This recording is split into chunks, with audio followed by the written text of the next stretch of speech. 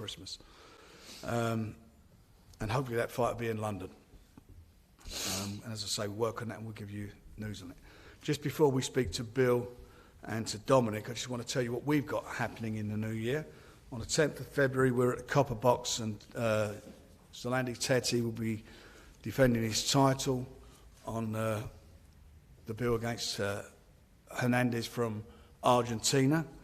Teti's become a bit of a Brit now. He's based over here, and he's for me, he's one of the pound-for-pound best in the world. Got a great undercard on there featuring all our great prospects, Daniel Dubois, Anthony Yard, and many of our other young kids. On the 7th of April, we'll be in Belfast, where Carl Frampton will be fighting Donaire. It's a real cracking fight, that. It's a good fight for him, and we'll be giving further details of that again in the new year. Selby Warrington is a done deal. That's signed. We'll be announcing the date for that again in the next few weeks. That will take place in Leeds. We've also done a deal for the UK for Terry Flanagan, who's fighting Maurice Hooker for the vacant light welterweight title. Again, we'll be giving the date for that in the new year. Liam Smith, we're in negotiations at the moment with Saddam Ali, the new champion who beat Cotto, and we again will be announcing what's happening with that soon. So we've got 6 world title fights that we're announcing right now, and there'll be plenty more to come over the next few weeks. And the jewel in the crown, this man here, after his win, as I say, we'll be also giving you further details who Bill will be fighting. It won't be Canelo and it won't be Golovkin, because I believe that they will sign to fight for the 5th of May. If they don't, then Bill will jump in, but it looks like that deal's made. But Bill has got to be kept busy, he's got to keep working, he's got to capitalise on what he's done, and this new regime he's got with Dominic, they've got a fantastic understanding together, and it's great to see that, you know, that all our faith in Bill has paid off in the performance that he delivered, and I know that's the first of many great performances we've got to see to come. Sorry, we will see in the future. You've got some questions to ask? You feel free to ask them. Yeah. First question. Told Bill to stick to the game plan and not go for a KO. Was there any particular reason why he didn't want to go out and stop him? Yeah, you know, he could have gone out and stopped him. I believe he could have stopped him, but we didn't want to give, you know, Lemieux any chance whatsoever. And, you know, we had a talk before the fight, and I said to Bill, the only chance he's got is if you're in the pocket and he clips you on as you're throwing a combination. This is, you know, the skill in being a boxer is to be able to negotiate your way through 12 rounds. And if I have to put my money on whether Bill's a boxer or a puncher, he's a boxer. He doesn't rely on power. He has got power when he needs it. And as you saw in that fight, he rocked Lemieux a few times. But look, he's had a 2017 started off bad for Bill. You know, he was out for more or less 6 months. And if you look how he's turned it around from the Monroe fight to this fight, you know, it's a fantastic turnaround. And we still need to get the rounds in. You know, we're not, you know, 3 or 4 rounds. He could have probably got rid of Lemieux in 6 or 7. But he needs to get the rounds under his belt. He needs to have the confidence because, you know, Bill's more likely to box his way to a win than knock somebody out. And that's what we're working on. So the Monroe fight, he did 12 rounds. He wasn't the best of fights, but considering what he had to go through to get to that point, it was a very good fight. And then he built on that. And because I knew, you know, he was talking about Martin Murray at Christmas or this fight or that fight, but I thought the way Bill's going, it's going to end up Lemieux. And he went straight back into training camp, and you know, that camp defined him for this fight. He put everything into that camp. And the performance on Saturday night, you know, he said to me, it's the easiest fight I've ever had in my life. He goes, at points I went almost switching off. So we wanted to get the rounds in because Canelo or Golovkin, you know, he's not going to stop them guys. They don't get stopped. It'd be futile trying to have a plan on trying to stop those guys, but he can quite easily outbox them. And the more rounds he does, you know, he's done 24 rounds in the last 6 months. You know, from starting off in a bad place. And that's what he needs. He's going to have another fight, maybe April, get another 12-rounder in. He doesn't want to be anybody too easy because after you've had a fight like you've had on Saturday night, it's no good dropping down a level and, you know, switching yourself off and not preparing. He's got to be building towards his big fight because we're thinking this big fight for Bill's going to come around about September, which will be ideal. So the game plan was always to keep Lemieux under control. And punchers are always scared of fighters like that. If puncher can't land on you, it's always going to create doubt. And that's the thing we wanted to do. If he's going to face Canelo or Golovkin, we want to create the impression that, Bill can do 12 rounds and avoid them big shots, which he can.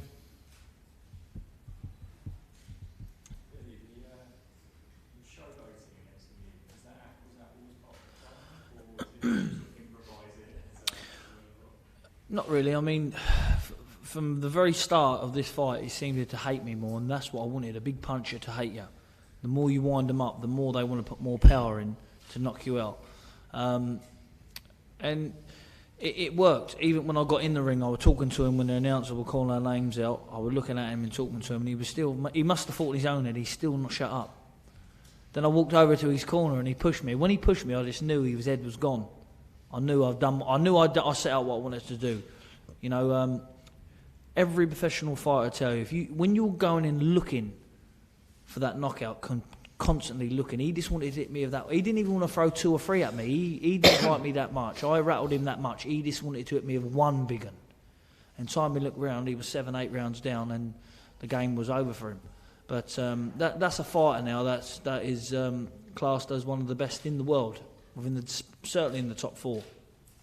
And I've had our sparring sessions done. Yeah, definitely, yeah. So, you know what I mean. And even in camp there, even in camp, getting ready for that, I was getting little niggles. You know what I mean. So, like a little shoulder, a little hand, and I was thinking in my own head, because it's such a big fight, and I was in Canada, I was thinking, I hope I'm going to be all right. Then Dom kept reassuring me every day. Listen, that's nothing. The next day it was nothing. But I just wanted to get from 2 weeks before that fight. I knew I was ready. I just wanted to fight. And obviously the week leading up to the fight, we didn't do no training whatsoever, just rest up. We did a little media workout, and I just knew that I was perfect, ready to let go of. Is the way you boxed him the way you boxed Golovkin? I reckon I'd take some of that in there, but listen, I let Dom's been in against Golovkin, obviously with Cal, so that's down to Dom. So whatever Dom comes up with, what game plan, I'm just there to execute. Because to be fair, the other day, it's all we worked on was hitting, slipping off, sliding off, backhand, stepping out, and that was basically the whole fight, wasn't it? Yeah. Basically, that what I did the whole fight was just what we practiced and tactics to do, and it clearly worked. At times I stood there, but just to take a bit of confidence away from him, and. So I would. An element of that performance would be coming in the Golovkin fight, even in the Canelo fight, but there would be slight change, I should imagine, in each fight, depending on which opponent. Question to all 3 of you: what did you make of David Lemieux's post-fight speech? Listen, he Excuse me. He just got embarrassed in front of his own crowd, his own country. So, he gave me a lot of stick on Twitter. And he was saying what he was going to do and what he wasn't going to do. And I told him at the press conference, I don't want to hear any excuses after. And he said it was the bestest camp he's ever had. It's the best he's ever felt. But after the fight, he hurt his hand in the second round. And his hand in the second round. And his shoulder was hurting. His shoulder was hurting, yeah. But look, he can make what he wants. The world could see what happened. Listen, if it was me standing toe to toe having a punch up, it would have been a different outcome. He wouldn't have been standing there saying, "Oh, my shoulder's hurting." It could have been a real entertaining punch up. Everyone get out broke nose and whatnot else. But I didn't need to do that. I got in there, I beat him every round, and just got out and still kept my title.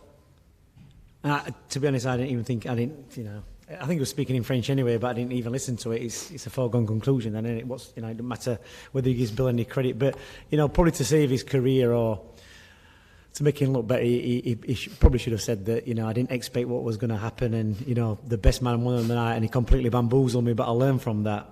But he's almost like a convicted criminal not standing up in court and saying, "Yeah, well, I did it, and I can be reformed." If he'd have done that, he'd have probably got more coming back from him.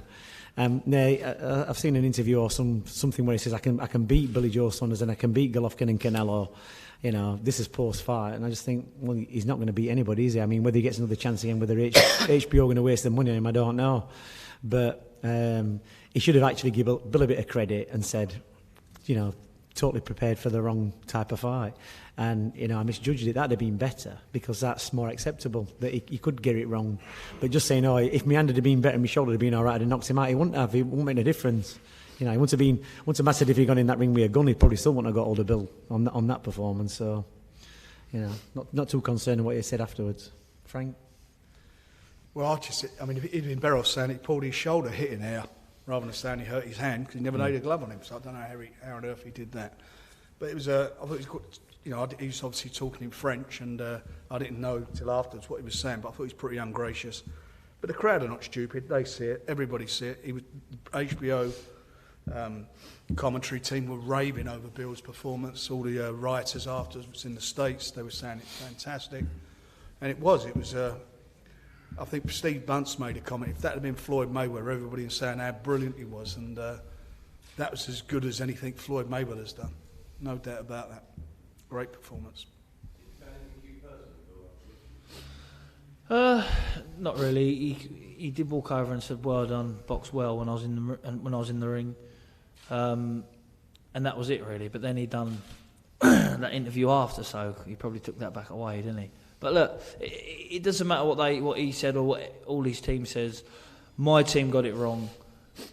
My team got it right. His team got it completely wrong. Even if they'd have come up with a better game plan than that, I mean, he was just doing the same thing. He tried to change his game plan in the ring. I felt it. He tried, but you know, he was just getting more shots. He must have thought in his own head, I'll go back to what I'm doing again. He just kept trying to set me up for the big left hand and hook. But he told me, he ruined himself because he told me at the press conference what he was looking for. He said, "I'm going to knock you out of a hook once I got him wound up." And that was on the phone interview on the press. Was that when he had his pants on or his pants off? He had his pants on. He had his pants off. Yeah. And so I knew all along that's what I was waiting for. So, but I've had this sort of pressure before about big hookers, big punchers when I boxed Andy Lee, because Andy Lee's a big puncher as well. So I managed to stay clear of him for 12, and Andy Lee's got more range than you. So. And that Australian in the early days. And the Australian, What's his name? Gerald Fletcher. Gerald Fletcher, he was coming in. He was an underdog in that fight and absolutely poleaxed him. So, you know, Bill is what he is. He's an Olympian. He's done everything. He's a British, Commonwealth, European, world champion. Done it the hard way, and done it. And when I say done it the hard way, basically down to himself. It was interesting to listen to Steve Bunce's podcast the other day, talking about the Olympians from 2008 who survived, and there's only Billy out of the top 10. Still there. I think Frankie Gavin was rated number 1 to be a champion, James Gill, then Billy. And as we get into 2018, there's only actually Billy out of that. No, it was the heavyweight. Oh, yeah. Yeah, the heavyweight, David Price, all those, and Bill was about 20-1, I think, or something like that, whatever it was. But the bottom line is, you know, for me, it was always the standout of that Olympics, British, you know, from the British team. And so it's proved, and now, you know, I mean, it's being disrespectful. I think the penny's dropped now. You know, Bill knows what he has to do. He knows the commitment, and as he said himself, which is really important, he fell back in love with boxing. He's got some direction, you know, got a good training camp. We do our bit outside the ring, and I think he's going to go out there, and I think next year is going to be a massive year for him. He's finished it on a real big high. Which has been great for British boxing, and next year he can really establish himself and I think he can get into that so-called pound for pound list with if he keeps producing performances like that. I also think it's a big help that being up in Sheffield with the Ingles, that got lots of alongside Cal Brook, who's back in action soon. You've got the likes of Kid Galahad, and not only that, then you've got the likes of Atif, you got Leo, you got Carl, you got Lee Wood, and they're not, even though they're not on world championship level at the moment, but they all train like it, and it just wakes you up a little bit when you see the way everybody works like a conveyor belt in there, and it gives you more. It gives you more get up and go. I remember when the first day I went to Dom, I'd done a session. I was supposed to be in the gym the next day at 7. I didn't get out of bed till about 9:30. I thought, I missed it. I rang him. I said, Dom, I'm sorry, Dom. It doesn't matter. He went, don't worry. He said, that's because of yesterday. He said, you need a rest. See you at 12. And when I went in there, but the work is second to none. And to be honest with you, I've been around boxing all my life. And the element of work we do here, it's just not hard work, sweat, kill yourself, and away you go. There's a fun element to it as well. and he puts it across well. And all the lads, we work together as a team, and that's a big factor because, you know, when you're in training camp, I've been on them before. It's like you're in prison, locked somewhere in Spain on your own, no one around you. But sometimes you need to communicate with people. You know, where you're talking about rubbish most of the time, but it just makes you a bit happier because you're there to do a job, but also everyone's working together. So I'm very, very grateful that obviously I joined the England team. I think next time we'll do a fly on the wall documentary. The 2 weeks we had in Toronto was pure comedy, weren't it? Well, there was fights nearly in there. There was Monopoly got smashed up. Table tennis, pool. Table tennis. Everybody. But what I like about it as well, why I fit in so well as well, because everybody, including Dom, is competitive. Whatever it is, everybody wants to win. Whether it's table, I smashed the table tennis rackets up because Cal Brooks smashed me on it, and I couldn't. I was fuming over it. It's just a good fun. You know what I mean? We bring a lot of fun into it as well. It's just not. You got to enjoy it to get your head around things. But I'm truly back in love with it more than ever now, and I didn't think I ever would.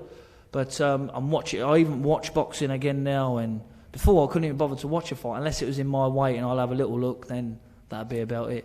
So I'm going to buy BoxNation now. Christmas present. Yeah. We'll get him a free subscription, Frank. Jim's turn it on for him for Christmas. I've already got it. He knows I've already got it.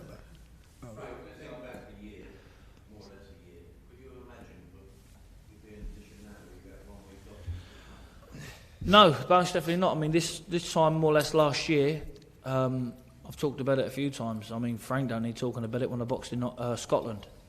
I mean, it was absolute terrible. To be honest with you, I thought my weight, Frank had to juggle. Management had to juggle things around because I was supposed to be on one show, and things wasn't right in camp. But you know, it was either fight or my belt was gone, and I was thinking, well, I'm gonna have to fight. I didn't want to fight, Frank. Did I really? I didn't want to fight them more. I just didn't love it. I couldn't be bothered with it, and I got in there and boxed, but it was an absolute terrible. And I thought I got out the ring and I thought maybe that could be me done. I thought could be finished, and then I just fell out of love with it for a few months, 4, 5, 6 months, and I met with Frank in that, and I did say to Frank, I don't want to fight no more. I said, I'm done, I'm retired. But then a week later, then he twisted my arm, didn't you, Frank? Yeah. Well, he twisted my arm about an hour or two. Yeah. He's good at doing that. And then, thank God, I went with Adam Booth, trained and that. It was just a little bit too close, but I just needed to be away from home, because all my mates are good mates, but their way of life is different. Between how you got to live as a fighter. I mean, I can't go to the gym or I eat clean, but then still come out the snooker at 11 o'clock or go for a game of football. That's not living the life. I mean, up there in Sheffield, it's constantly like a conveyor belt. You train, you have your food, your supplements, your bed, your train. That's constant, and that is the way it's got to be lived. There's no other better example than Kid Galahad, because he absolutely lives the life to the T-est. And one day you get rewarded big for it, very big. And it's good to live around someone like that, because if I do want to cheat on my diet, the most I can cheat on is a carrot in his fridge. There's some celery. Or celery, or a bit of celery. There's not even no sauce there. There ain't even a sauce to spice up a little bit. So, yeah. But I'm very thankful for the position I'm in now, and I'd just like to thank, obviously, BT Sport and BoxNation. And MTK, and obviously Frank Warren for making, getting the big show on the road. First of all, I thought to myself, I've got to go to Canada, but deep down I knew that I needed something like that, to be fully switched on all cylinders, because there's times where at home people can get a bit complacent. I mean, James DeGale, I thought he rushed his shoulder back a little bit, but I thought he was a little bit complacent as well. And when you're fighting somebody that's coming for that title, probably in America, he's probably living in, a shed somewhere, and then he's fighting for that title. That's his everything. That's his big ticket. That's his lottery ticket. And to come there and take it, fair play to him. And boxing, anything can happen. That's the reason why now that I'm with a good team and I can't afford slip-ups at this stage, because if I would have brought my Scottish performance in the ring on Saturday night, I'd have been knocked out in 1 or 2 rounds. But I always felt, Bill performs better under pressure, providing he's fit and well. And going to Canada, I really did feel would bring the best out of him. More importantly, there was that slot on HBO going out prime time in America, and they've seen Bill now. So there's no avoiding him. If Canelo or Golovkin don't fight him, it's for a reason, and that reason is the performance. Have they got the balls to get in with, and they're both, and I admire them, they're great fighters, great fighters. Have they got the balls to go in with a boxer, somebody who brings something different to fighting one of those guys, and that's going to be an interesting scenario. Feedback from HBO? Yeah, they were really pleased. I spoke to Peter Nelson yesterday, and we're going to talk again after Christmas and see where we go. But the most important thing is to keep this momentum going now. We can't afford to let up. Bill can come out of this sport as a very, very wealthy man. If he puts in performances like that and wins fights like that, he can go to another level. There's no doubt about it. I look back, and Dom was involved at the time, with Naz, in the days with Naz. Those performances, early performances of Naz, were extraordinary. I mean, it was just, for me, it was a revelation in British boxing, and that translated into a lot of money. The performance Bill put in was like watching Naz at times in some way. I mean, he's Billy's Joe Saunders, don't get me wrong, but our Naz was so hard to catch, so hard to hit. I mean, he done that even better on the night, didn't he? He's got the love-hate personality as well. People either love him or hate him, and he pulled a couple of antics out, wound everybody up, and as you said, do that, and people come to see you get beat, or they come to see you to win. Yeah. So it's a good thing for Billy. Yeah. Frank, in terms of keeping the momentum going, Danny Jacobs expressed pretty soon after that he'd like to fight in April. Well, I'm sure he would like to fight, but let's get it, let's be realistic. His last fight was in his hometown, wasn't it? Was it in New York? They didn't even sell 2,000 tickets. Who needs him? And I would just like to say that, as Frank could tell you, everybody Frank has called me and said fight him. Not ever once have I ever said to Frank no. Correct. I read something that Danny Jacobs put on there. We'd like to come to New York. I'm the champion. Why do I want to go to New York? I've already gone to Canada. Why do I want to go to New York? No problem. If they want to fight, let them get in contact with Frank, and Frank will sort it out on our terms. If he wants to come and fight, BT Sport, BoxNation, because I don't need to be going over to America. I'm the champion. And what does he bring to the table? He's with an English promoter because the Americans don't want him. He's a good fighter, but he don't sell in America, and he certainly ain't going to sell in England. David Lemieux was sold out over there. He filled the arena up. I'm being very honest about it. He's the local guy. They got behind him. Daniel Jacobs put a good performance in against Golovkin, very good performance in against Golovkin, but 2,000 people showed up to see him fight. And Who cares? No, we don't care. It doesn't mean anything. Bill's objective next year is to unify the titles. That's what he's not going to unify the titles fighting Daniel Jacobs. Is to unify the titles. And if he does fight Daniel Jacobs, as he said, it'll be on our terms. No one else's, our terms. And that's the end of it. And it won't be on anybody else's show. It'll be on our terms, because see this guy here, he's got this. And that's what matters. I also think that, people look into Danny Jacobs and they give him all the praise. It's like he lost. Because he had a good loss, everybody's looking at him now saying, oh yeah, he's good, he should have beat. I had him just losing the fight because of the knockdown. But, like I say, if a man wins a fight by 1 round, he should get it. If he wins it by 12 rounds, he should get it. And he genuinely lost that fight by 1 round, maybe 2, but he had an extremely good loss. That's what it was. But at the end of the day, it was still a loss. So he ain't in the position to say, because he's had a good loss, I want Billy Joe Saunders. Well, not a problem. And he can have me, no problem, but speak to Frank and it will be everything be on our terms, because I want Golovkin or Canelo. I think a more interesting fight would be for him to move up to super middleweight and fight Truex. Yeah. No, if you want to have a fight, wants to box for a title. But again, you look, and with Jacobs, we all know what he did with Golovkin, a fight he lost. But you look at look at his last fight. Well, he didn't actually set the world on fire, did he, in that fight? So it is what it is. But he's a name now. He's on a list, but he's not at the top of the list. He's down there. And if the winner of Golovkin Canelo does come to fruition, and you guys are going to lock horns at the press conference, how much are you going to try and get the fight in the UK? Right, let's be realistic. If it was Canelo, you're going to go to the States because he's a massive attraction, big pay-per-view over there. Golovkin, we got a chance. That's that's being really realistic. I've got to tell you something, I don't think Canelo will want to fight Bill. I really don't, and I like Canelo. He's as a fighter, he's a really nice guy. We've had him over here a few times. He come to Belfast a couple of weeks ago. Lovely, but I think Bill. I think they look at that. And Abel Sanchez is no slouch. He'll look at that and think, my man might also wind up punching now. But we'll see. Maybe HBO might make it happen. Which I'm either up for. Listen, both of them, in my eyes, are two men that, obviously, me and Canelo is obviously the same sort of age, but I always remember coming through myself and watching him doing so well. And I remember thinking one day I'd love to fight him. And I've put myself in that position. And Golovkin, I would rather fight Golovkin than the two. Because Golovkin, at the minute, in my eyes, is the unbeatable man that no one ain't beat. So I reckon you get more recognition for beating Golovkin than you would Canelo.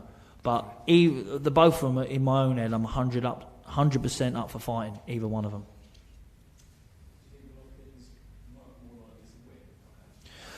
I thought Golovkin won the last fight, but personally myself, I think if it goes points again, I wouldn't be surprised if Golovkin do win it but don't get the decision. Or maybe it could be another draw, because they're both the sort of fighters that they're not going to get stopped off each other. It's going to go to points. So Golovkin has to jump on him from round one and don't let him get away with the first 4 or 5 and really make him work. Because if you let Canelo get in his stride a bit, he's world class. In terms of your next fight, do you want an opponent to Look, I'll leave that down to my management and Frank Warren. They obviously look after me and do a good job. Whoever they put in front of me, whoever they say fight, I'll fight. If they ring me and say I've got King Kong, I've got King Kong. If they ring me and say I've got Robin Dinkin, I've got Robin Dinkin. earlier you talked about losing weight and focus back. Do you think that's an example for Tyson Fury? That's kind of what you've done. Most definitely. Tyson now, he's getting the buzz back each day, bit by bit. He can talk your head off about boxing. He talk about it now, where before he wouldn't. But now he's just because he's seen a little result in himself.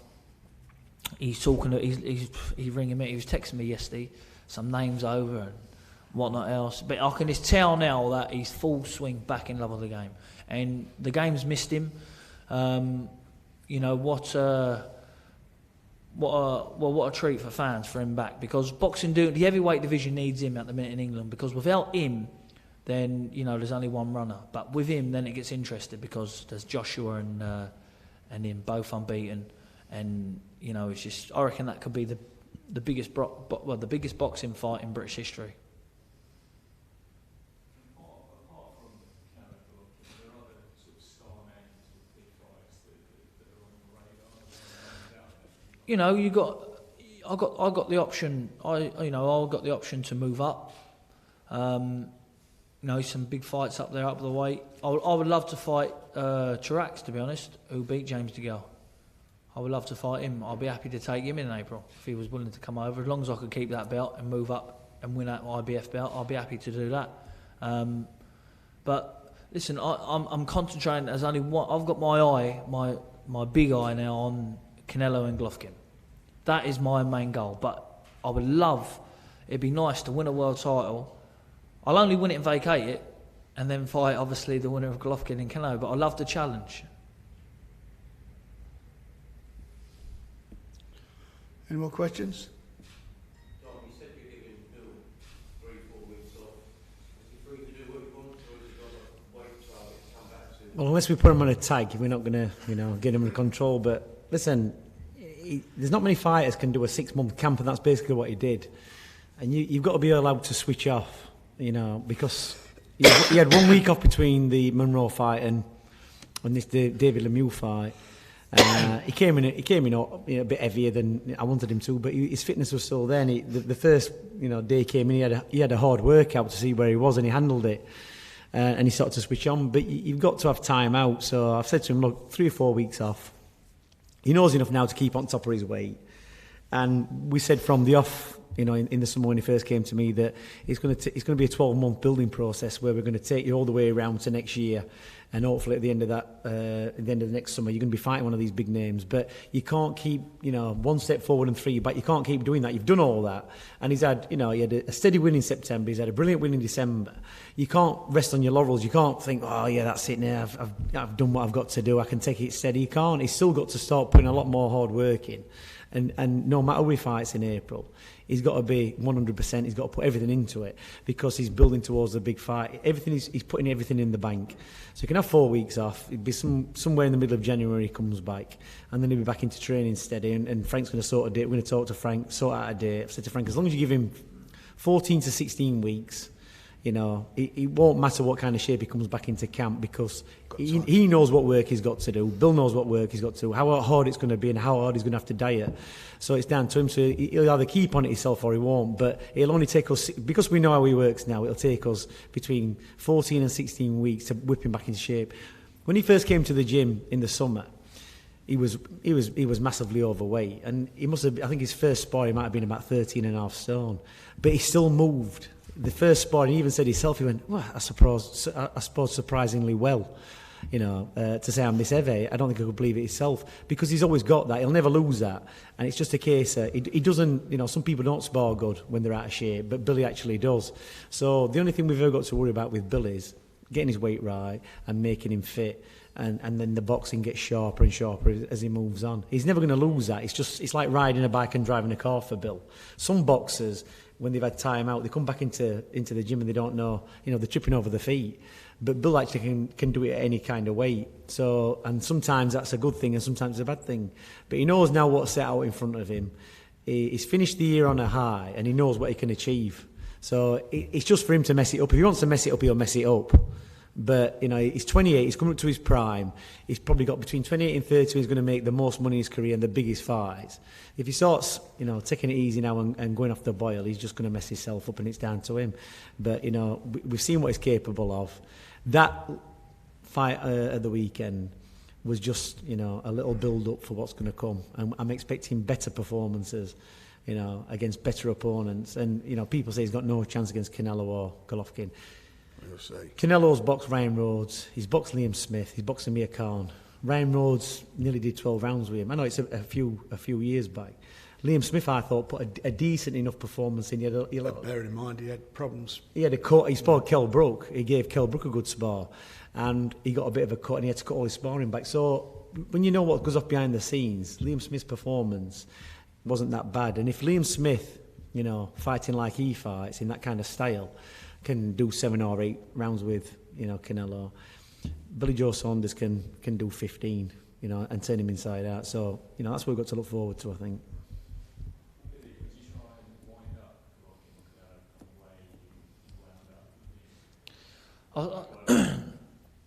I think a lot of people don't believe in it, but I think that a few little mind games like that, like even when Dominic rattled him at the weigh-in, it made no difference because I had to take my boxers off to make the weight as well.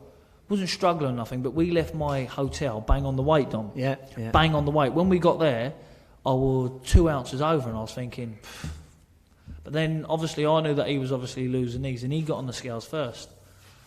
So, and just that little mind game when it all kicked off in his own head now, that put in his head that he made the weight wrong probably. So he started doubting himself there.